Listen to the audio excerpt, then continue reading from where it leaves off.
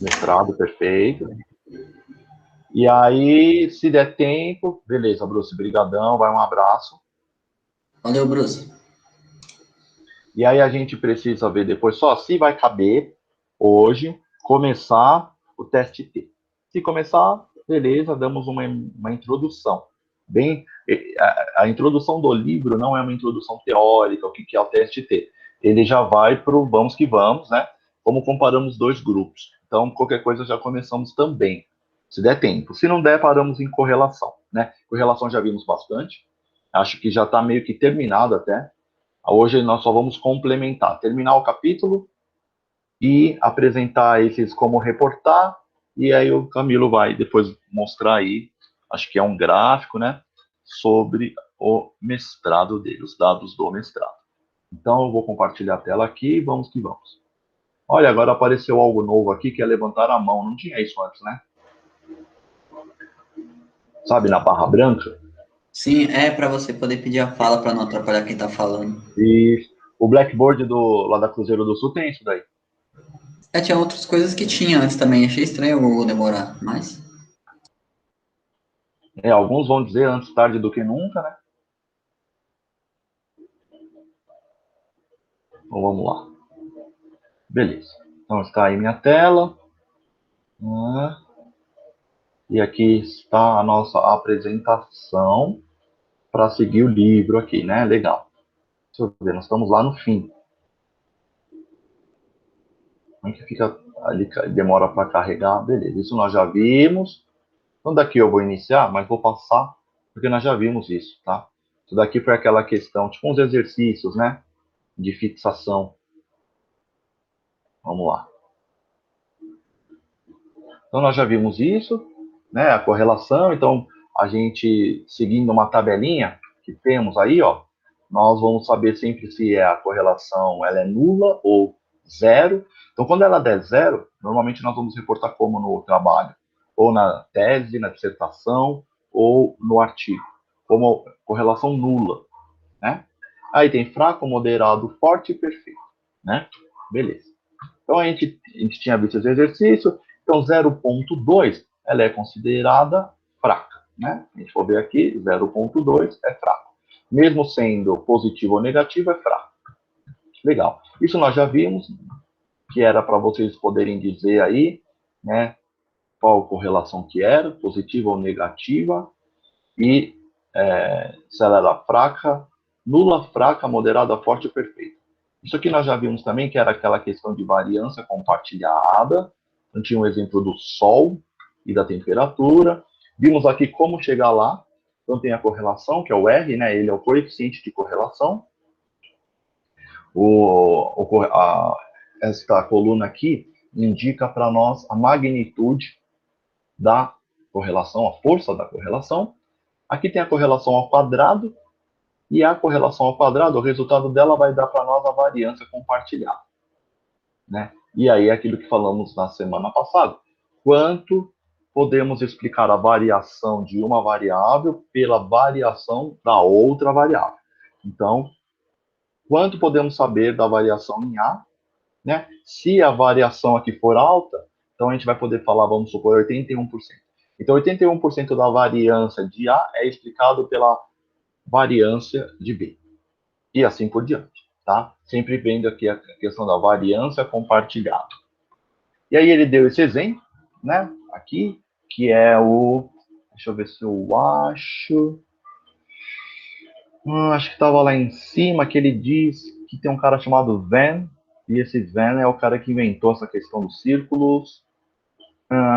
Vai saber. Eu não lembro onde está. Mas beleza. É isso. Os círculos tem a ver com esse cara chamado Venn. Em algum lugar passamos por ele. Tá? Então, aqui mostrando ó, que quando é perfeito, certo? Um fica em cima do outro, a sobreposição é total uma em cima da outra, um círculo no outro. Então, 100% da variância de uma variável é explicado pela variância da outra variável. Aí nós temos aqui que 81% naquela questão de horas de sol e temperatura. Então, 81% da variância de horas de sol é explicado pela variância de temperatura e vice-versa. Tá? E aí os círculos eles vão ficar assim, bem sobrepostos. Aí, vamos lá. Se 81% da variância é compartilhada entre as duas variáveis, sobra 19% da variância, certo? Isso nós já vimos. Isso aqui conhecemos por variância exclusiva, né? Então, esse menos 9,5% é exclusivo do Sol e o 9,5% é exclusivo da temperatura. Se a variância compartilhada for relativamente mais alta, isso nós já vimos também, até eu falei para vocês que normalmente a gente não faz esse caminho que ele está ensinando aqui, eles estão ensinando, que é primeiro ver a variância compartilhada para depois saber o tamanho do R. No fundo, a gente sempre tem o R primeiro e depois que a gente faz a variância compartilhada. Mas pode ser que algum programa estatístico ou alguma maneira de análise traga primeiro a variância compartilhada. Pode ser que sim. Então, a parte sombreada, 81%, é a variância compartilhada. Em outras palavras, 81% da variabilidade no número de horas de sol pode ser explicado pela variabilidade na temperatura. Da mesma forma, 81% da variabilidade na temperatura pode ser explicada pela variabilidade no número de horas de sol. Então, aqui no fundo, não importa quem vem primeiro nessa explicação ou quem vem depois, né? Correlação não tem muita importância isso, tá? Qual variável vai estar no eixo X, qual vai estar no eixo Y. Para correlação, isso não é muito importante. Vamos ver mais para frente que regressão, sim, tem a importância de ter uma determinada variável no X e uma determinada no Y. Aqui é um outro exemplo. Ó. Vamos tomar como exemplo o número de polegadas de precipitação, chuva, e a presença de jogos de cricket. Esperaríamos um relacionamento negativo. Quanto mais chuva, menos pessoas presentes. Então, vamos imaginar para a nossa cultura aqui futebol, né? Então, jogos de futebol e torcida. A ideia é, quanto mais chuva, menor o número de torcedores naquele jogo, tá? Vamos supor que o relacionamento é de menos 0,3, né? Isso significa que 9% que a gente tem que fazer ele vezes ele, vai ter que pôr ao quadrado, né? O 0,3, então vamos fazer 0,3 vezes 0,3, que dá o 0,09, que é os 9%. Da variância foi explicada. Então a ideia é que 9% da variabilidade na polegadas de precipitação chuva é explicado pela variabilidade na presença de torcedores, por exemplo, nos jogos de futebol. Então, é uma explicação que nós podemos dizer pequena, né? Somente 9%, tá? Só vou voltar aqui na tabelinha para vocês verem isso aqui que foi feito. E deu aqui 9%, tá? Então, o coeficiente de correlação deu negativo, mas para fazer a variância compartilhada não importa o sinal, é elevado ao quadrado esse valor, e deu esse valor aqui agora. E a variância compartilhada sempre vamos expressar em porcentagem. Então, temos 9% aí de variância compartilhada, né, entre chuva e presença nos jogos. Tá? Que é essa parte estreitinha aqui. E aí, ó, precipitação, vamos sempre entender precipitação como chuva, tem 45,5% aqui, e número de pessoas no jogo, 45,5% aqui, né? Dando aí 81%, certo? Para chegar aí aos 100%, que não é explicado. Então, isso aqui seria a tal variância exclusiva.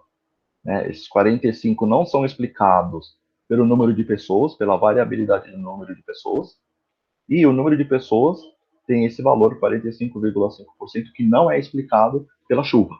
Né? Então, na verdade, essas variáveis explicam muito pouco a variabilidade da outra. Um outro exemplo agora. Vamos supor que medimos e pesamos uma turma de crianças e que a altura e peso tem uma correlação de 0,7. Vamos lá, vamos ver se vocês, quem está aí, se está afiado, 0,7, qual é o nível da correlação? Vocês sabem dizer para mim?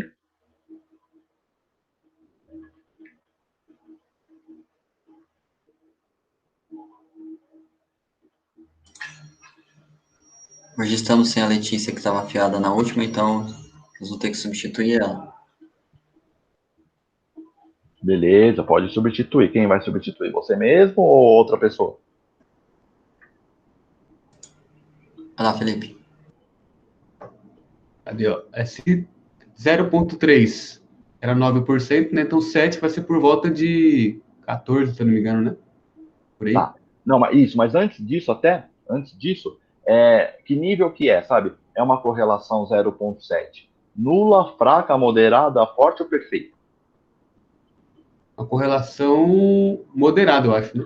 Acho que acima de E, 8 é forte, né? não, isso, na verdade ela já é forte, quer ver? Vamos lá na tabela. Isso, quer ver? Aqui, tá vendo? Ó, ela é o começo de forte, Ah, sim. né? Começa sempre no 7. Por isso que no começo é bom ver a tabela, porque decorar isso aqui demora um tempo mesmo. Depois de muitos papers que você lê, até que você vai escrever e tal, aí você já vai decorar. Mas com essa tabelinha te ajuda nisso. Então, ó, 7, 8, 9 já é forte e 4, 5, 6 é moderado, tá bom? Dá pra pensar que de 3 em 3 vai aumentando a força, né? Isso, podemos pensar assim, isso mesmo. Bom, perfeito. Tá? E aí a conta vai dar, na verdade, você falou de 14, mas não é uma somatória, né? No fundo, ela vai ser uma multiplicação. E aí, quando eu multiplicar 0,7 por 0,7, dá 0,49. Tá? Porque a gente multiplica. Se fosse uma soma, aí daria os 14.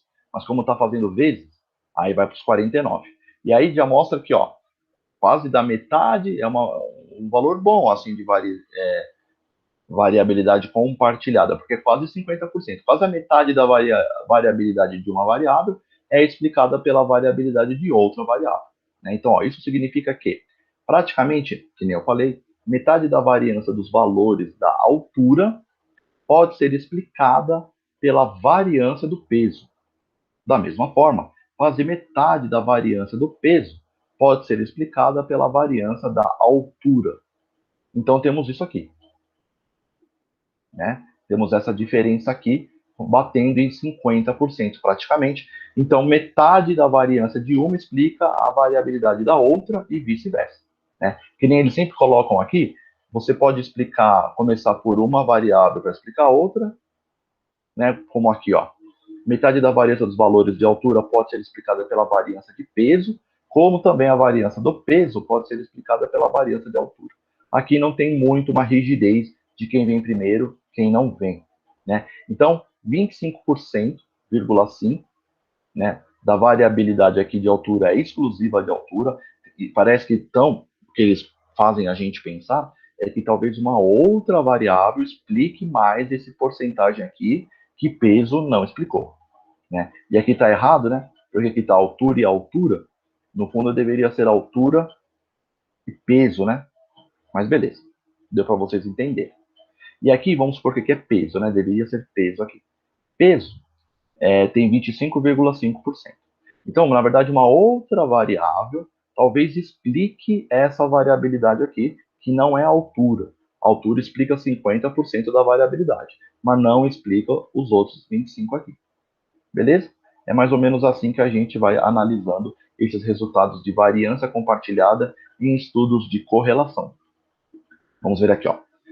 É claro que isso também significa que 51% não é explicada. Quer dizer, 51% é explicada por outros fatores, como idade, genética ou fatores ambientais. Isso seriam outras variáveis. O coeficiente de correlação pode sempre ser elevado ao quadrado para obter a variância explicada, R ao quadrado. Isso nós já vimos, fizemos várias vezes aí, né?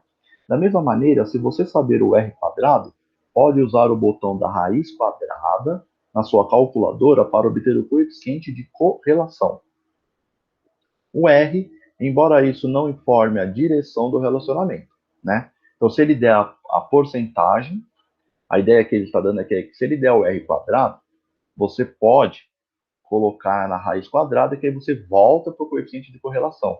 Só que você não vai saber o valor, será positivo ou negativo a relação.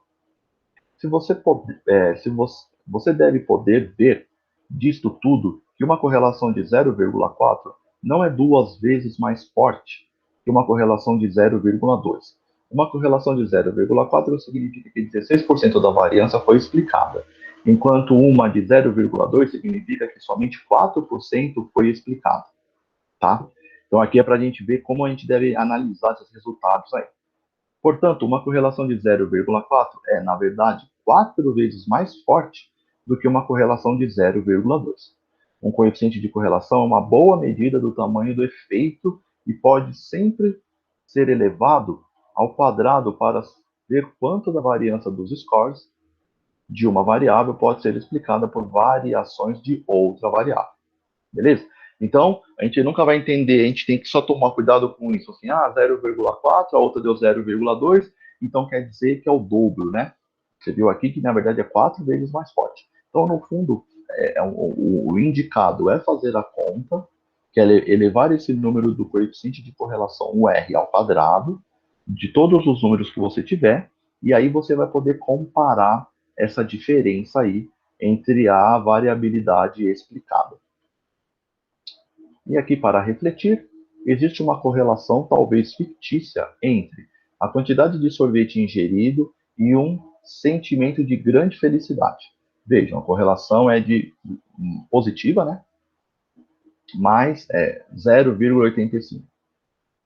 Quanto da variação nos scores da felicidade pode ser explicado pela quantidade de sorvete ingerido? Quanto da variação permanece sem explicação?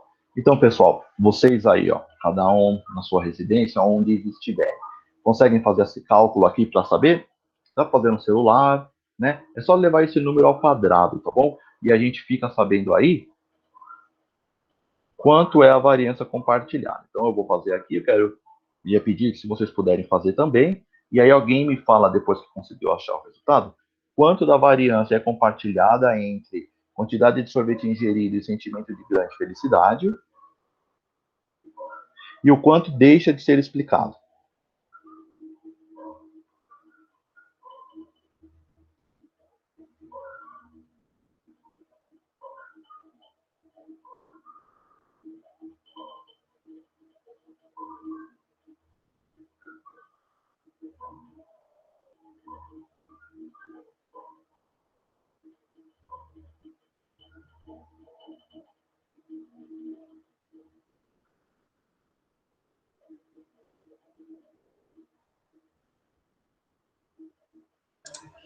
Setenta e dois por cento, é isso? Isso, vamos lá. 72% então foi compartilhado, certo? Beleza. Aí, vamos lá. Vão sobrar quanto? Ó, então, isso a gente já sabe que é a variância explicada de uma pela outra. Então, 72% da variabilidade em sorvete ingerido parece que é explicado pelo sentimento de grande felicidade e a, 85% da variabilidade em sentimento de grande felicidade pode ser explicado pela variabilidade de sorvete ingerido. Legal. E agora, quanto da variação permanece sem explicação? 28%. Isso, 28%. Né? Aí poderíamos fazer, então, assim, 14% uma variável, que nem eles sempre fazem, né? Eles sempre dividem assim. Podemos pensar 14% de um lado, não explica o sentimento aí de grande felicidade, e 14% do outro lado não explica o sentimento aí, né? Quer dizer, a ingestão de sorvetes. Beleza? Então, acho que pegamos a ideia, tá? Continhas fáceis de fazer, tá bom? Então, beleza. Vamos lá. Uma atividade aqui, ó. Quando você está avaliando a significância de um coeficiente de correlação, é importante prestar atenção ao, vamos lá, nível de significância, B, o valor do coeficiente de correlação, C, ambas, C e B, nem A nem B, letra D. Vocês aí optariam por qual alternativa aqui? Então, quando você está avaliando a significância de um coeficiente de correlação, é importante prestar atenção ao o quê?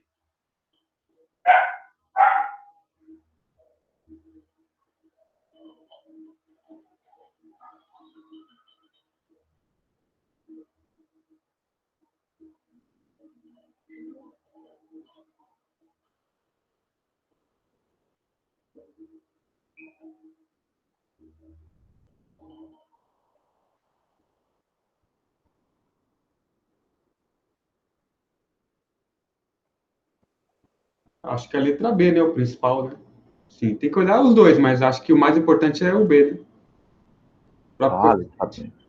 Beleza, isso foi o Felipe falando.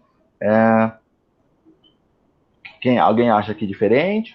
Não sei, o Raoni, o Camilo acham outra letra.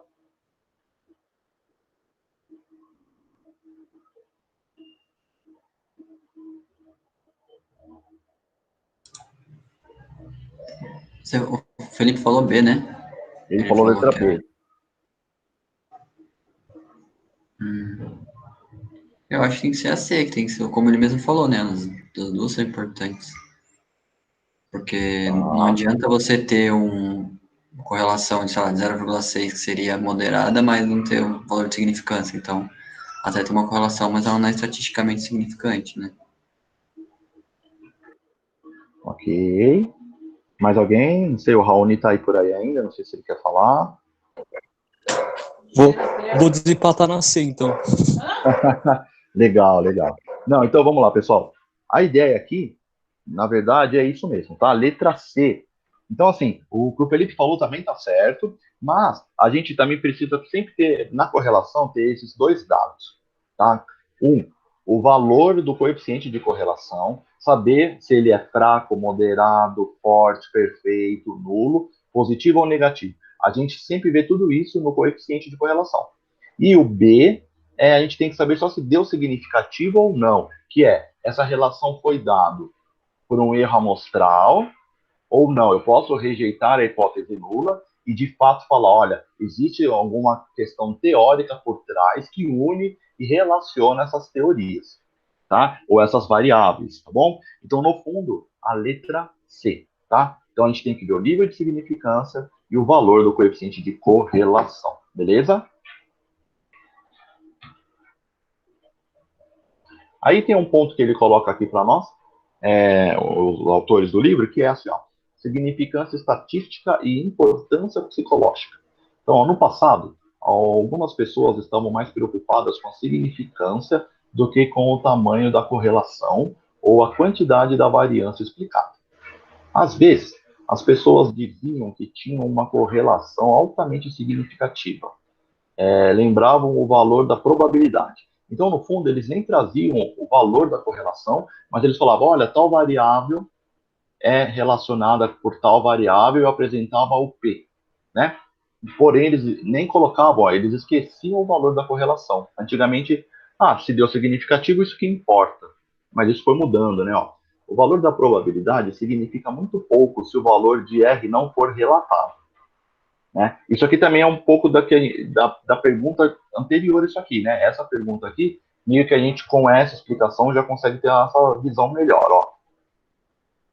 O coeficiente de correlação indica o nível de relacionamento das variáveis, e o valor probabilístico é a probabilidade daquele valor ocorrer unicamente por erro amostral. Portanto, quando relatar seus estudos, apresente o coeficiente de correlação e pense se o R é significativo para o seu estudo, assim como o valor da probabilidade. Não apresente apenas o valor da probabilidade e também não apresente só o valor, agora só minha palavra, só o valor do R. Nós vamos ver como as pessoas descrevem esses resultados, elas sempre colocam o valor do P e o valor de R. Então hoje virou uma praxe, uma norma, você colocar sempre os dois valores quando você for descrever os seus resultados, né? Ó, essa daqui, tá? É uma ideia de essas variáveis. Vocês acreditam que o que ela mostra para nós? Letra A é uma associação negativa forte. Letra B é uma associação positiva moderada. Ou letra C é uma associação negativa moderada. Vocês optariam por qual letra aí dessa questão? A letra A. Beleza, Felipe já foi. A. Tá. Beleza, então não tem nem o que a gente discutir aqui, certo? Letra A mesmo, né? A gente nem precisa dos valores, mas somente vendo o gráfico, a gente já sabe que a letra A mesmo é uma associação negativa forte. Beleza. Aqui tem intervalo de confiança para o R. E aí tem, ó, Rosnow e Rosenthal, em 96, fornecem um procedimento para construir limites de confiança de 95% bilateral, né, alfa de 0,05 para... tá. As informações que seguem foram baseadas no seu texto. Então, esse parar aqui, né, não sei, acho que veio a mais aqui, tá?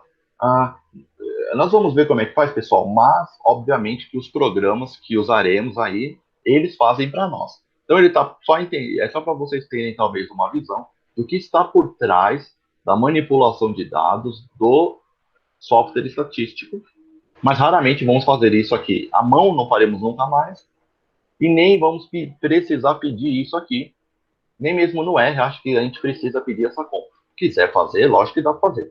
Mas se você pedir intervalo de confiança para o coeficiente de correlação, acho que é só pôr os dados que o R traz, tá? Não precisa colocar essa conta no script, por exemplo. Então, ó, consulte uma tabela para transformar R em Z. Então, é aquela tabela que nós já vimos do Z-score, né? Aí ele fala para multiplicar aqui, ó, 1 sobre raiz quadrada de n menos 3 por 1,96, né? Ache o limite inferior do intervalo de confiança, subtraindo o resultado que deu aí em 2, acima do valor encontrado em 1.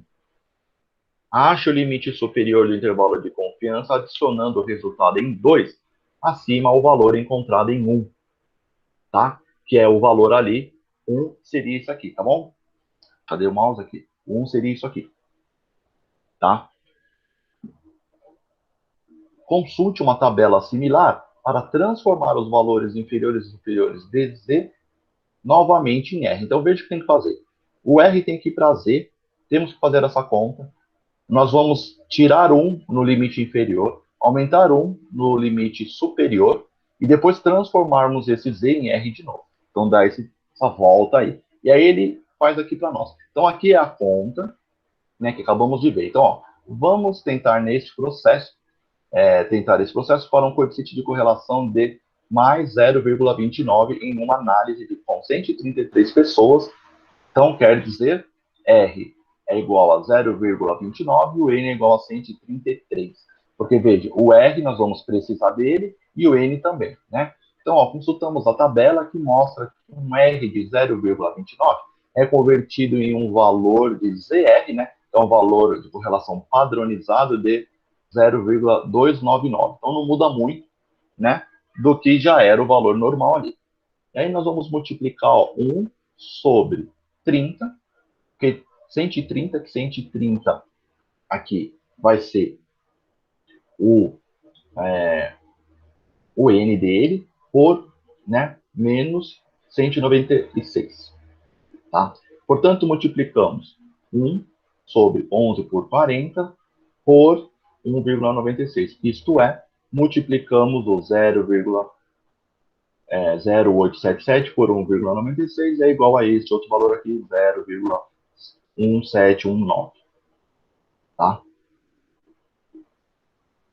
Beleza, vamos ver. Porque, ó, aqui nós tiramos, ó, era 133, certo? Aí nós tiramos aqui, menos 3. Então, é 133 menos 3, virou 130, né? Aí fazemos a raiz quadrada, dá este valor, né? Multiplicamos por este. Isto é, multiplicamos este valor aqui, né? 1 sobre 11,40 por este. 1,96 deu este valor. Aí nós vamos fazer agora o limite superior e inferior. Então, nós vamos, ó, diminuímos este valor aqui, né, do valor padronizado. Fizemos uma diminuição. Este menos esse. Deu este valor, esse é o limite inferior. Tá? Aí nós vamos agora fazer o limite superior, que nós vamos pegar esse resultado dessa conta e vamos fazer mais este valor padronizado de R. E aí nós temos agora o limite superior. E agora o que precisamos fazer é trazer esse valor padronizado para o coeficiente de correlação. Então, convertemos os números em 3 e 4, 3 e 4, novamente para R, né? Dos valores padronizados para R. Consultamos as tabelas, né? E vem. Para um Z desse valor aqui, ó, 0,1271, tem-se um R de 0,126. Esse é o limite inferior. Para esse valor padronizado de coeficiente de correlação que foi obtido aqui, 0,4709, aí nós vamos ter um valor de 0,440. Vejam que os valores padronizados para os valores de coeficiente de correlação não são muito diferentes. Eles são próximos, né? Esse bem próximo, ou inferior, o superior já tem uma certa diferença aí, né? Mas vejam que tem as suas, são valores relativamente perto, né? Embora o coeficiente de correlação amostral seja mais 0,29, temos que, com 95% de confiança, o verdadeiro coeficiente de correlação populacional está entre 0,126 e 0,440. Né? Poderíamos pegar 0,12 e 0,44. Vejam que o 0,29 está no meio. Então mostra que, olha, no intervalo aí de qualquer número que poderia estar aí dentro deste intervalo, que demonstraria que esses valores são da população, o 0,29 entra dentro do intervalo, então podemos assumir que é um valor, né, com 95% de confiança, que uma amostra, quer dizer, uma população, também conseguiria um valor desses entre esses intervalos, e nós conseguimos também, tá? Perante todos esses dados aqui, tá bom? De novo, a gente não vai precisar se preocupar com isso, porque os programas estatísticos fazem isso para nós. Então a gente não vai precisar fazer isso à mão. Só que é só para vocês saberem, né? E caso vocês estão desconfiando do programa estatístico e queiram, de fato, fazer à mão, já está aí como fazer, tá bom? Vamos lá.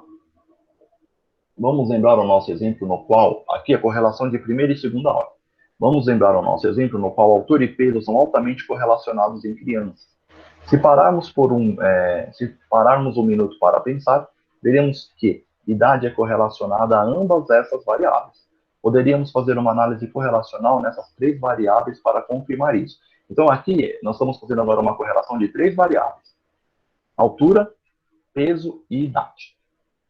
Então aqui tem, ó, que altura e peso 0,83. Então nós só sabemos que isso é forte. Altura e idade 0,97. Quase perfeito. Uma unidade que aumenta a idade parece que aumenta uma unidade também em altura, tá? Peso. Peso e altura nós já sabemos, são esses mesmos valores aqui, ó, né? Peso e peso sempre vai dar 1. Peso com idade, 0,80. Também é bem forte, né? Então, nós temos aqui uma correlação com três variáveis para a gente poder entender, né, aqui a correlação dessas três. As três aqui, ó, são bem fortes. A correlação entre elas é bem forte. Ó, se quisermos descobrir a associação entre altura e peso sem o efeito da idade, teríamos que achar uma amostra de crianças que nasceram no mesmo dia. Se isso não fosse possível, poderíamos nos desfazer do efeito da idade, removendo a influência da idade por meios estatísticos. É o que nós vamos aprender agora. Isso é conhecido como manter a idade constante. Correlacionamos altura e peso, enquanto nos desfazemos do efeito da idade, né? O R, então, que é o coeficiente de correlação, nos mostraria a correlação entre altura e idade quando a influência da idade é removida. A gente diz assim, ó, aqui está de desfazer o efeito da idade, ou outro jargão que é usado é controlar o efeito da idade. Então agora a gente vai fazer essa mesma análise aqui, mas controlando a idade. Controlar a idade, nesse caso, seria desfazer ou remover ela da análise, né? Então aqui, ó, aí tem esse cara chamado Hill, né, do final do século XIX, século XX, aqui até a metade, né? Ele desenvolveu as correlações parciais. É um outro tipo de correlação. Podemos explicar isso conceitualmente ao olhar círculos com as variâncias sobrepostas. No seguinte diagrama, pode-se ver que o relacionamento entre altura e peso, com a influência da idade, é A mais B, né? Então, nós temos aqui peso, altura e a idade. Então, A mais B daria isso para nós, né? Isso significa a correlação total entre altura e peso. A mais B aqui com a idade. Entretanto, parte do relacionamento entre altura e peso se dá devido à idade, né? A altura e peso parece que se dá devido à idade. A parte é representada somente por B, né? Essa aqui. Se a influência da idade fosse removida, a área B, tá? Fosse removida, a correlação entre altura e peso seria reduzida, pois seria representada somente por A. Isso é uma correlação parcial, uma correlação entre duas variáveis com a influência de uma, neste caso, removida. Então, no fundo, não é só tirar né? A correlação parcial é diferente disso, ó. Você poderia fazer o quê? Pôr as duas variáveis no programa e rodar as duas, altura e peso. Depois você colocaria altura, peso e idade e rodaria. A ideia da correlação parcial não é essa, tá? A ideia da correlação parcial aqui é, eu vou fazer uma correlação entre altura e peso, controlando para a idade. A idade vai rodar junto nos meus dados, mas ela não vai participar da análise, tá? Porque as pessoas poderiam pensar isso que eu falei antes, né? Ah, então roda só altura e peso, não põe a idade lá no modelo e pronto. Mas não. Aqui nós vamos remover ou vamos controlar a idade para ver essa relação aqui, tá? E aqui C, né, seria altura e idade somente, né? A relação. E aí vamos ver a correlação parcial. Correlação parcial aqui, ó. Em cima, quando no SPSS é assim, tá bom? Não sei em outro programa estatístico como seria. Mas no SPSS é dessa forma aqui. Como é que é? Em cima ele dá a mesma correlação que ele deu anteriormente. Ele dá isso aqui, ó. Vamos ver. Ó. Ponto 83, ponto 83.4, ponto 96.969. Aqui ele já pôs ponto 970, mas se você for pensar, se você arredondar. E aqui, né, ele vai fazer ponto 80, deixa eu ver aqui quanto deu. Então você vê que é igual. Bom, beleza. Então essa parte de cima, quando você pede uma correlação parcial, ele vai te dar a mesma, sem controlar por nada, tá? Então, ó, a correlação entre a altura e o peso é uma correlação de ordem zero, isto é, sem o controle da variável idade. Este é um relacionamento forte, né? Relacionamento entre as variáveis sem o controle de qualquer outra variável. Não estamos controlando, é o nome que a gente usa, controlar. Agora nós vamos fazer aí no SPSS, ali embaixo, ele te dá a tabela já da correlação parcial. Então, ó, a correlação entre altura e peso é agora reduzida para 0,39. Então, vejam, altura e peso era de 0,83. Né? Vamos arredondar, 0,83. Quando controlou para a idade, olha quanto diminuiu. Né? Porque a idade foi controlada. Tá? Então, a idade tem um peso nessa relação. Essa é a ideia que a gente vê na correlação parcial. A gente vê que nessa relação entre altura e peso, tem uma outra variável aí que ajuda com que eles se correlacionem mais ainda, que é a idade. Quando eu controlo para a idade, olha quanto diminui a correlação. Relacionamento entre variáveis com o controle da variável idade. Veja que idade não aparece mais aqui embaixo da tabela, né? E aí a gente vai ter aqui, a gente consegue destacar e ver a diferença. Então, o que nós conseguimos tirar de conclusão é que a relação entre altura e peso tem um peso, altura e peso, tem eu ia falar peso, né? Mas tem uma forte influência da idade. A idade ajuda essa correlação ser alta. Quando eu controlo para a idade, a correlação ela é moderada. Quer dizer, ela é de fraca para moderada, certo? Porque 1, 2, 3 é fraco, 4, 5, 6 é moderado. Como ela é 0,38, está indo para o moderado, mas aqui ela era super forte. Então vejam que correlação parcial é importante também para os nossos dados, para saber o peso de uma variável na relação de entre outras, tá? Ó, existem duas partes na tabela. A primeira parte apresenta o relacionamento entre as variáveis, que é a parte de cima, sem o controle de qualquer outra variável. A segunda parte apresenta a correlação entre a altura e o peso com o controle da idade. Podemos ver que a correlação entre a altura e o peso foi reduzido de 0,83 para 0,39, corrigido para 2 decimais após vírgula. Portanto, nessa amostra pequena, verificamos que a associação entre a altura e o peso se dava parcialmente devido à idade. Se a correlação de 0,83 não tivesse sido reduzida quando controlamos a variável idade, então, ou seja, se esse valor fosse o mesmo, tá? Esse valor aqui fosse o mesmo que este,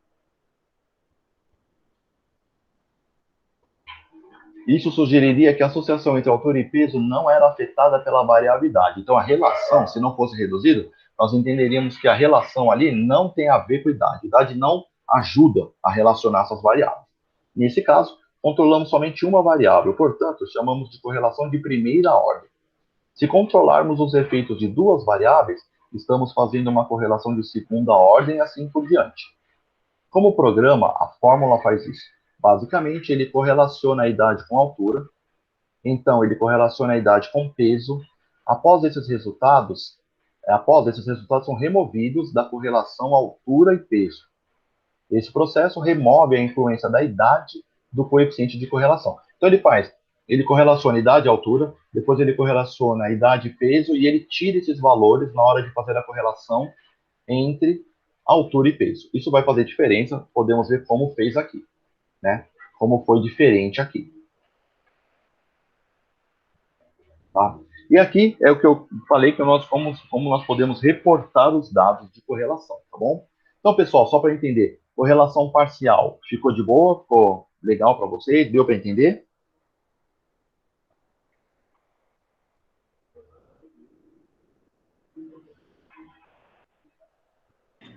Legal, que eu nunca tinha ouvido falar em correlação parcial.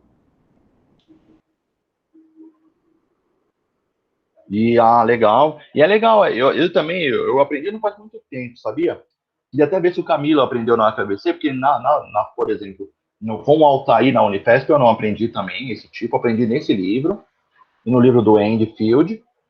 E o legal, cara, é saber assim, é você saber, por meio dessas correlações, o peso de uma. Então, dá para você saber, vamos lá, leitura, escrita e idade. Vamos supor isso, vai. Ou leitura, escrita e memória operacional. Aí dá para você correlacionar leitura, teste de leitura, escrita e memória operacional. Aí dá para fazer uma correlação parcial, controlando a memória operacional, saber se ela tem um efeito sobre leitura e escrita, sabe? Então, correlação parcial é um caminho legal para você fazer. Até queria saber tanto do Raoni ou do Camilo, se eles já tinham escutado falar. Eu nunca tinha visto não, mas é porque a gente via pouca estatística naquele formato da MQN, né? E a gente acabava só vendo falar de correlação em geral mesmo. Eu vi nesses dias no grupo do Gelk mesmo, então faz umas 4 semanas eu acho que eu aprendi sobre isso, mas antes disso, nada disso. Legal, eu lembro no grupo do GEL que era nas aulas do R, né? Fazendo estatística com R e tal. Mas é legal, gente. É legal porque se você tiverem várias variáveis ali, aí teoricamente você acha que uma une muito outras duas, ou ela tem um peso nas outras duas, é legal fazer uma correlação parcial para saber o peso, se de fato tem ou não. Tá? Então, por exemplo, eu falo na minha pesquisa. A minha pesquisa dá que a minha literatura que eu sigo fala que inibição é o fator comum das funções executivas. Então, nós temos alternância, atualização e inibição. Parece que o que liga todas elas, o que está em comum entre elas é inibição. Isso são os estudos de 2008, 2011, 2012 de Miak e Friedman. A ideia é fazer uma correlação dessa com inibição, alternância e atualização, e eu vejo aqui quanto que dá, e aí eu posso fazer uma entre atualização e alternância, controlando para inibição, para saber se eu tirar a unidade entre elas, se essa relação muda ou não. Por exemplo, na minha teoria faz sentido aplicar. E aí é legal vocês encontrarem, ver se faz sentido aplicar isso na de vocês, né? Então, beleza, como reportar, pessoal? Como a gente escreve isso ou na dissertação de mestrado, na tese de doutorado ou num paper? Então, eu peguei esse artigo, que eu já trouxe ele algumas vezes para vocês, né? E eles trazem esses gráficos, já mostrei para vocês. Vejam que no próprio gráfico ele traz, né, ó, o R e ele traz o P. Então, foi até aquela pergunta, o que é importante a gente saber? O coeficiente de correlação ou o valor da probabilidade? Vejam que é os dois. A resposta certa também naquela questão era os dois. Então, vejam que eles sempre apresentam os dois. Mas aqui ele está apresentando no gráfico, né? Vamos ver como ele apresenta no texto. Então, ele fala assim, ó, inteligência fluida. Então, ele até fala como ele vai fazer, ó. Ele vai colocar o coeficiente de Pearson aqui. Ele vai colocar dentro aqui do colchete o intervalo de confiança, né? E ele vai fechar o colchete aqui. E depois ele vai colocar também o valor de P. Tá? Então, vamos lá, ó. O que ele faz aqui? Inteligência fluida é o primeiro. Então, veja. O que eu reparei, né? Agora, para fazer até essa apresentação, o que é? Normalmente esse parênteses, gente, é a amostra, tá bom? Então, eles colocam a amostra pela correlação. Então, eles colocam R, ó, abre parênteses, o tamanho da amostra. Então, aqui tem 96 pessoas. Eles colocam o valor, a magnitude, o coeficiente de correlação, olha aqui que está aqui. Aí eles colocam aquilo que a gente aprendeu, o intervalo. Então a gente está vendo que o intervalo, ó, uma coisa é boa, o intervalo é pequeno, isso é bom, e o número está no meio do intervalo. Então a ideia que temos aqui é, olha, esse valor aqui, talvez ele está aí no meio da população mesmo, né? E ele põe o P. P é muito baixo. 10 elevado a menos 12. Então dá esse 0,001, tá? Então a gente pode rejeitar a hipótese nula, que falaria que idade e inteligência fluida não teria relação. A gente pode rejeitar e falar que sim, tem relação, né? Ó, o picture name aqui, que é o nomeação de figuras. Ó, o R, ele coloca o número da amostra, tá? Ele vai colocar a magnitude, tá aqui o valor da magnitude, quer dizer, coeficiente de correlação. Ele põe intervalo de confiança, de novo. Esse intervalo de confiança aqui também é pequeno, e veja que o número está aqui no meio. Então é importante, eu acredito, viu, gente, que é legal, for fazer correlação, fazer que nem esses trabalhos, colocar o coeficiente o intervalo de confiança para você mostrar que o seu dado ele tem uma representatividade aí da população, e ele coloca o valor de P, P elevado a menos 9, também dá um P super pequenininho, pode rejeitar a hipótese nula. Então, nomear idade e essa habilidade de nomear figuras tem relação sim, uma relação moderada. E por último, compreensão de sentença, né? Ele coloca aqui, ó, veja, por isso que ele põe a amostra, né? Porque variou, ó. Aqui teve uma pessoa a mais, aqui já teve uma pessoa a menos. Então vale a pena sempre colocar, porque você pode ter um missing, por exemplo, assim, ó, você fez lá sua bateria de testes com várias crianças, adolescentes, idosos, adultos, o que for. E aí pode ser que o cara, você não vai ter que tirar um cara, vamos supor, uma moça, uma menina, uma criança, porque numa tarefa ela não fez direito, ela não queria fazer, ela passou mal, ou um exemplo qualquer, né? Ela ficou com birra ali, falou, não quero fazer, acho chato. Então você não precisa tirar ela de todas as análises. Vejam que isso aqui que eles colocam é para fazer essa diferenciação. Então aqui já tem uma pessoa a mais, e tudo bem, é só você demonstrar isso, e aí você é honesto com, né, o seu dado. Veja, o coeficiente de correlação ele é super pequeno, menos 0,03, né? Ele coloca o coeficiente aqui de o intervalo de confiança, e veja uma coisa, o intervalo de confiança passou pelo zero, porque ele foi do negativo ao positivo. Quando faz isso, normalmente nunca vai dar significativo, tá? Vejam que aqui, ó, ele não passou pelo zero, porque continuou tudo ainda na casa dos negativos, e aqui também está tudo na casa dos negativos. Aqui foi do negativo ao positivo, então passou pelo zero. Quando passa pelo zero, né, único, singular, neutro, digamos, normalmente não dá significativo, e olha o P é grande, né? 0,74. Então não dá para rejeitar a hipótese nula, então idade e compreensão de sentença não tem relação. Então isso aqui é uma maneira de apresentar os dados em correlação. Então tem o R, aí tem a amostra, tem o R, tem a amostra, tem o valor do R, o intervalo de confiança e o P, tá bom? Então isso tudo aqui a gente pode reportar num estudo de correlação. Deixa eu só ir rápido aqui, para o Camilo poder apresentar aqui 2 e 3, vamos lá. Tem esse outro estudo, pessoal, que eles viram assim, ó, que interessante. Será que os dígitos na ordem inversa, ele mede memória de curto prazo ou ele mede memória operacional? Né? Todo mundo diria assim, dígitos na ordem inversa é memória operacional. Só que essa autora, Claire Thompson, ela fez com crianças e adultos, e ela viu uma coisa interessante. Com crianças, correlaciona muito mais forte com memória operacional. Então, falar os dígitos na ordem ao contrário, inverso, né? Parece ter uma relação com memória operacional com crianças. E com adultos, tem uma relação maior com memória de curto prazo. Que interessante isso, né? E aqui só para a gente ver, pessoal. Aqui já é um outro tipo de tabela. Tá? Então, aqui, ó. As correlações entre os scores de cada tarefa são apresentadas na tabela 2, essa é a tabela 2. Aí ela até fala uma coisa aqui que é assim, ó. Eu até tirei, mas era uma legenda que a diagonal superior tem a ver com crianças, eu consegui fazer essa circunferência, sei lá, esse risco aqui, mostrando que esses coeficientes têm a ver com crianças. E já esses de baixo são resultado dos adultos, né? Então você vê que é uma tabela um pouco mais estreita de ver. Nós temos dados de dois grupos aqui. Adultos, que são esses de baixo, e de crianças. Então, olha como ela reportou. Ela reportou o R, ela reportou o tamanho da amostra, o valor do R e o P. Ela já aqui não colocou um intervalo de confiança. Né? Vejam que já é uma publicação também, mas vejam que ela não colocou intervalo de confiança. Então, ela fala de uma relação, ela fala de outra relação aqui, né? E de outra relação. Sempre colocando, né, o valor o tamanho da amostra, você vê que não variou, né? O tamanho da amostra sempre foi o mesmo nas três relações, e ela só coloca o valor do R e o P.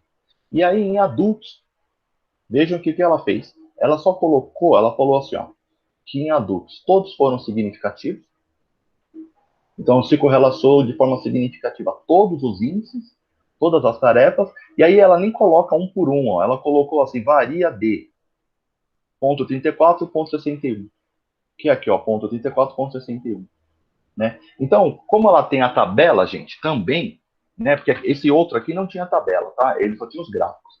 Nesse daqui, como tem a tabela, ela pôde fazer isso aqui, tá vendo? Ela reportou só o quanto o R varia. Do mínimo, o valor menor, né? 34, varia para aqui, ó, 2, né? E ó, ela coloca de tudo deu significativo, ponto 14 não deu, né? Mas beleza. Beleza. Então aqui a gente já encontrou um errinho, mas veja, tudo isso passa desapercebido, né? Então ela colocou o valor que nos adultos, né? Que as habilidades foram assim correlacionadas, tal, em cada das outras tarefas. Você vê que o 14 não foi correlacionado, né? Então quer dizer que o 5 com o 2 não foi relacionado. Tá? Mas veja o que mais simples foi que ela fez, né? Mais simples que esse. Só que esse tem muito mais dado, esse aqui acho que te explica muito mais, tá? Então acho que recomendação, esse seria melhor. E um último estudo, que é esse aqui, tá? É um estudo de neuroimagem, funções executivas, unidade de diversidade, massa, morfometria de massa cinzenta e também de massa branca, né? Substância branca, eles queriam ver aqui a diferença. E eles mostram isso aqui para nós. Eles já mostram R quadrado, ó. E eles fizeram como estudo anterior, ele coloca o valor do R quadrado, né? E o P, não colocando intervalo de confiança, tá? E colocando aqui, ó, eu coloquei, o R quadrado está aqui, tá? Então, aqui eu sempre fico na dúvida que e aí eu queria ver se o que vocês entenderam também. Quando ele coloca o R quadrado, eu não sei se ele já está dando isso aqui, ó, ou se ele está dando isso aqui, ó. Como vimos no livro, parece que ele está dando isso aqui, ó. Tá? Parece que ele está dando isso aqui, né? Porque, deixa eu só voltar para mostrar uma coisa do livro, que ele fala uma coisa aqui, quer ver? Onde que estava? Uma licença só. Calma aí, que a gente tinha que fazer o seguinte, né? Ele falou para fazer algo ao contrário, sabe? Aqui, né, ó. Se você sabe o R quadrado, pode usar o botão da raiz quadrada na sua calculadora para obter o coeficiente de correlação, tá? Então, eu acho que aquele R quadrado que estamos vendo aqui, ele já é aquele sinal em porcentagem, tá bom? Pelo que eu entendi. Eu não sei se é isso que vocês entenderam também. Aí eu queria saber de vocês o que vocês acham aí.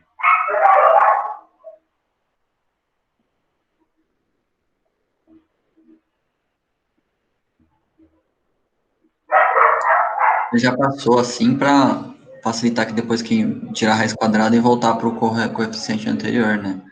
Isso, então, mas aí eu te pergunto, Camilo, você acha que esse valor é quanto? 0,07? Você acha que é isso aqui que ele está mostrando ou é essa coluna da variância compartilhada? Eu acho que ele está mostrando a variância compartilhada. Eu acho que ele Porque já está mostrando. porque pensa no objetivo, né? Pra que eu faria isso? Tipo, ele quer mostrar o quanto que as coisas variam entre si, né? Que elas covariam, no caso, né? Então, Sim, vou colocar o dado para a pessoa, como eu falei, só simplesmente fazer a conta, não teria sentido. Então, acho que já colocaria justamente para ter o resultado. isso mesmo. Pessoal, vocês também entenderam assim?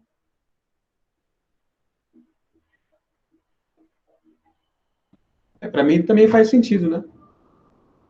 Mas é realmente meio confuso, né? Saber se ele colocou um ou outro, né? Que nem o Camilo falou, não sei o Raoni, o que o Raoni acha, antes até de eu falar aqui. Eu também concordo com a ideia do Camilo mesmo. Porque, ó, eu fiz aqui a conta, por exemplo, essa relação aqui, ó, o do 0,07, se você faz a raiz quadrada desse valor, dá 0,26. Então você vê que não é uma relação muito forte, né? Você vê que é uma relação fraca. E agora, se a gente pegar a última aqui, ó, 0,37. Então, raiz de 0,36. Já dá 0,6 a relação, né?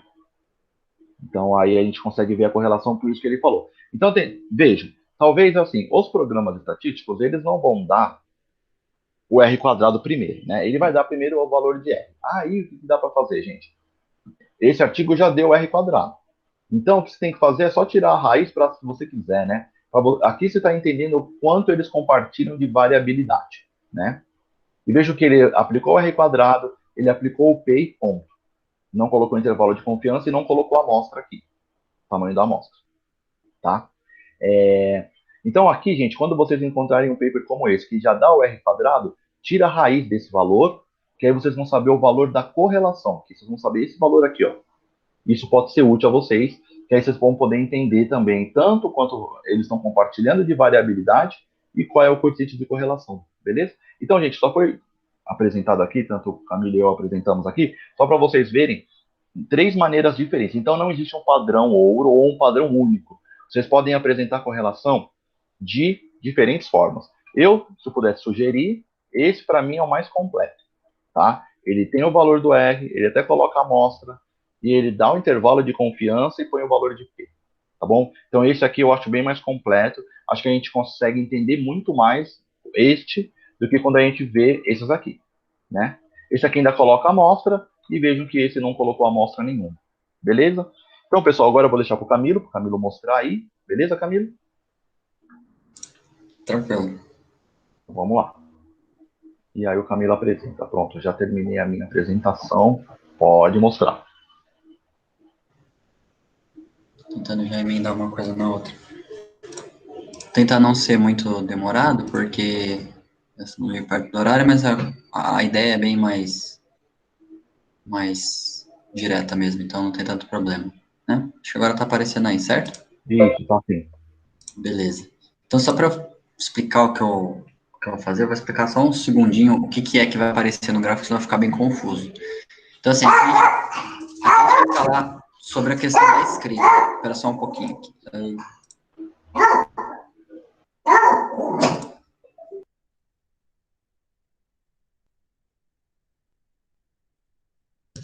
Desculpa. Problemas da Infraestrutura, questão do né? É normal o doguinho querer aparecer. Não, é engraçado que estava aqui até agora e não tinha nenhum tipo de barulho do cachorro aí. Justo agora alguém resolveu parar aqui fora e latir, mas enfim. O que a gente vai ter aí no que eu vou mostrar é relacionado ao nível de leitura das crianças, perdão, nível de escrita das crianças.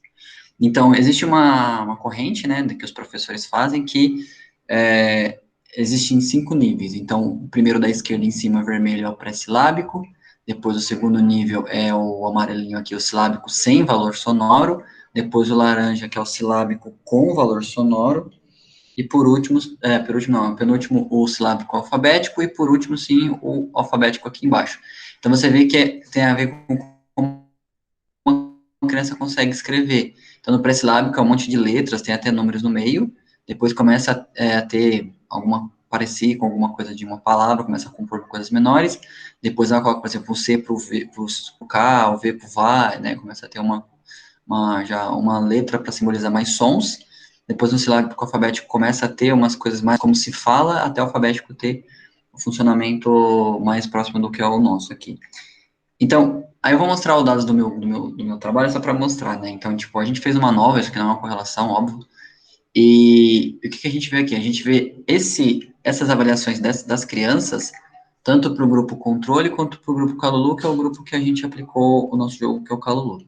Então, a bolinha branca é o controle, você vê que, né, como aqui está bem pareado os dois traços, eles começaram mais ou menos no mesmo nível, depois estava mais ou menos no mesmo nível, e aí aqui depois da intervenção do calor ele começou a subir, né, isso em junho de 2019, e em março de 2020 a diferença ficou maior, né, então ela se manteve, então quer dizer que mesmo após mais de 6 meses, né, de distância, ainda houve uma diferença bastante interessante. E por que eu quero mostrar isso? Porque a ideia agora que a gente está falando da correlação, eu vou abrir aqui o JASP, que o Wander mostrou o SPSS, né, mas aí você abre aqui o arquivo, temos aqui as variáveis, vai ficar meio confuso porque vai ver um monte, mas é só para mostrar, mas aqui no final eu tenho essas sondagens que eu mostrei agora, que elas estão, né, como se você clicar aqui, elas estão como ordinal, justamente porque ela tem 5 níveis, né, vamos fazer aqui uma correlação, tá, esse aqui embaixo, então eu vou pegar as 4 variáveis que eu mostrei ali no gráfico, jogar aqui, e aí, o que eu vou colocar aqui? Eu vou colocar a de Spearman, porque eu já sei que os dados não são paramétricos, eu vou mostrar, e a de Kendall, porque a de Kendall é muito interessante para dados ordinais, né? Aí, o Wander falou, é meio estranho, né? Aqui ficou mais parecido com aquela estrutura em coluninha, né? Que a moça mostrou no artigo que ele acabou de falar, mas eu vou pedir para ser por caso, para ficar mais fácil da gente visualizar, tá bom? Então, aí eu vou pedir para ele colocar significância, ou seja, para colocar os asteriscos, e o tamanho da amostra para a gente conseguir ficar mais próximo do que o Wander estava falando. E aí, só para manter toda a concatenação que a gente tem de parte de estatística, eu vou pedir para ele fazer o Shapiro, que é o teste de normalidade, para a gente poder olhar os dados e fazer todo o caminho que seria feito, tá bom? Então, a gente olhou o Shapiro-Wilk, né, então ele deu menos que 0,01, então a gente rejeita a hipótese nula, então quer dizer que meus dados não são normais. Apesar que, se eu pedir o Shapiro por par, ele vai mostrar que alguns ainda são, né? Mas, no geral, eles não são, depende um pouco da variável. Mas, vamos deixar pelo mais simples primeiro. Então, o que aparece aqui? Então, o que é bem interessante? Então, há uma correlação, então vamos ignorar a de Pearson, que eu só coloquei para mostrar que dá para ter os três. Então, pensando na correlação de Spearman, que é por conta dos dados não serem normais, a de Kendall, que é para os dados ordinais, a gente vê que tem uma correlação em praticamente tudo, com exceção de fevereiro, que foi a primeira que eles fizeram no começo do ano passado, e a primeira desse ano, né, de 2020. Então, é interessante que elas não tenham correlação, porque faz tanto tempo, faz mais de um ano, né, praticamente um ano, né, de distância entre as duas, então tudo bem. Então, a gente vai ter o que seria o equivalente ao R, né, para as correlações, aqui que elas são já moderadas, essa segunda, essa e essas aqui, e aí duas fortes, que é essa 0,89 e essa 0,78. E aí ele coloca o P aqui do lado.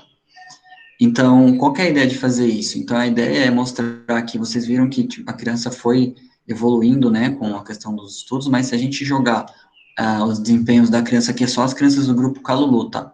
Porque não faria sentido fazer a comparação com outros, porque a gente não tem os outros dados.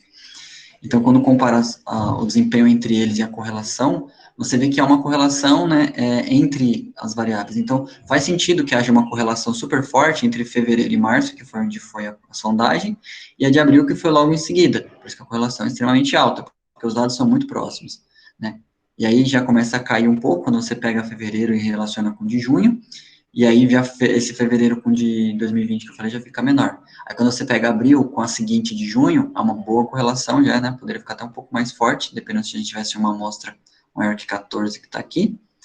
E quando você vê, aí já quando você já vai para 2020 já tem um interessante, e junho que foi a última que a gente teve acesso para 2020, né? A junho do ano passado, 2019 para março desse ano, também tem uma correlação bastante interessante. Então, a ideia é mostrar que quando você olha dois tipos de teste, que é a nova e aqui a correlação, a gente consegue interpretar o dado de várias formas e chegar a entender nesse formato, tá bom? Era basicamente essa a ideia. Camilo, só antes de fechar, você consegue rodar? Eu sei que vai, talvez trave, mas não sei. Você consegue colocar só os gráficos, sabe? Que ele faz os gráficos bem bonitos, sim. né? Aqui o gráfico é relativamente rápido. Vou colocar com as estatísticas também, tá? Você queria ver esses gráficos assim? Isso. Beleza. É que tem tão poucos amostra que os gráficos não vão ficar tão bonitinhos assim, né? mas eles mostram, você consegue ver pelo menos o desenho, né? Por exemplo, com esse aqui fica mais nítido. Sim, aí você vê, tem o R, né? Tem o P ali, que é o de Pearson, e o Aham. Dow ali, que é o Ken Dow, né? Isso, que é o Kendall tal. Isso. Não sei, os gráficos não sei se eles ajudaram muito, porque a amostra é relativamente pequena. Não, E mas aí, acho que é legal para ver, sabe? Você vê que, por uhum, exemplo, ó, não tem muita diferença entre o R de Spearman e o P de Pearson. Se você pensar, não tem muita diferença, tá vendo? Eles têm diferença, mas você vê que eles estão semelhantes. Tipo, uhum, o de cima é 0,61, o de baixo é 0,59, então eles são próximos, né? sim. O Kendall sai um pouquinho, mas eu Mas, achei que o Firma mas e ele o. tá entre 0,5 e 0,6, né?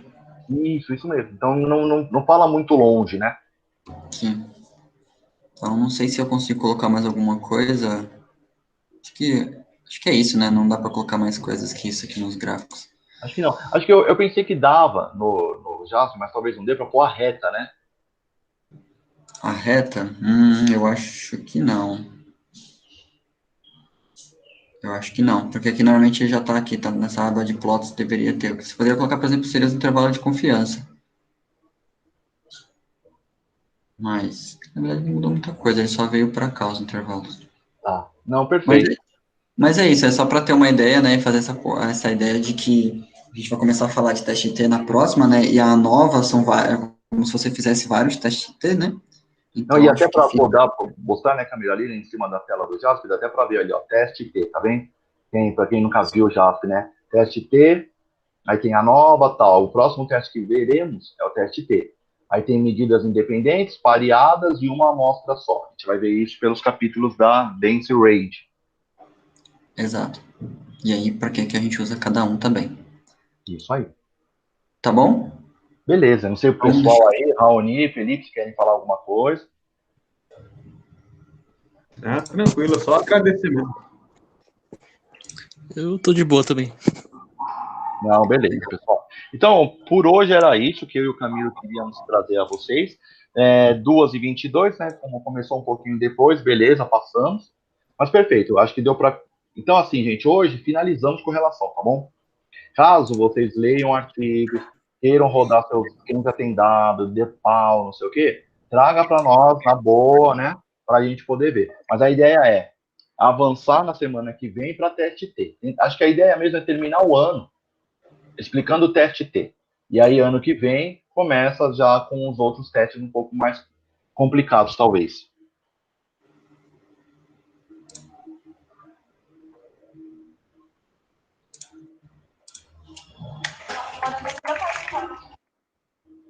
Certo, pessoal? Então, acho que é isso. Vocês já estão liberados, né? Quem quiser já pode se alimentar, almoçar, tá todo mundo livre aí, tá bom?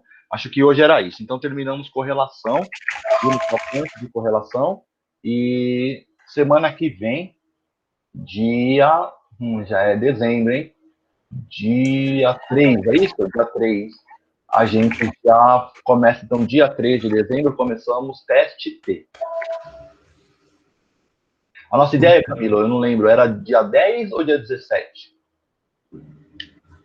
para finalizar, É, eu acho que a gente falou para finalizar no dia. Deixa eu ver aqui no gráfico. 17 é uma semana antes do Natal.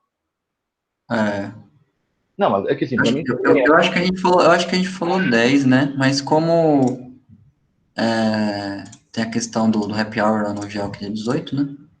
sim, talvez. Não, de boa, pessoal. Se der, a gente vai conversando. Se o pessoal puder, vamos fazer dia 17. Acho que esse ano vai ter, diferente de outros anos, famílias que viajam e tal. Acho que é um pouco diferente, né? Sim. Ainda mais se de fato aí apresentar, for divulgado se vai segunda onda. Nem sei se no Brasil a gente pode chamar de segunda onda, né? Porque o bagulho nem acabou a primeira. Mas acho que isso não vai ser atípico nessa questão de viagens e tal. Então acho que, não sei. Acho que dá pra gente fazer dia 17 o encontro final.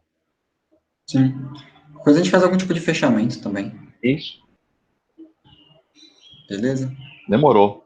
Pessoal, obrigado aí o Raoni e Felipe que participaram. Qualquer questão, manda lá no grupo, dúvida, tal, sugestão, manda no grupo lá, tá bom? E aí a gente manda também o que a gente vai conversar, né, na semana que vem. E aí já começamos o teste T, a gente passa para vocês, vai até que página era legal vocês lerem, verem, só para já ter uma noção quando vier. Beleza? Tranquilo, hein? Beleza. Muito obrigado, hein, Ivan? De nada, cara, de nada. É tudo. Acho que é um aprendizado para todos. Sim, com certeza. Com certeza, com certeza. Valeu, pessoal, vou precisar Obrigadão que eu pela vou aula buscar aí. uma namorada. Desculpa aí, valeu. Lembrando que Falou. como o Bruce saiu, ele, pra gente, só vai parar quando a gente sair, aí ele vai parar de gravar, tá bom? Porque ainda tá gravando. Então, beleza. Eu tô saindo, pessoal. Abraço para Beleza. todos. Grande abraço. Abraço, Tchau, pessoal. tchau. Boa Até a tarde. próxima. Um abraço. Tchau, tchau.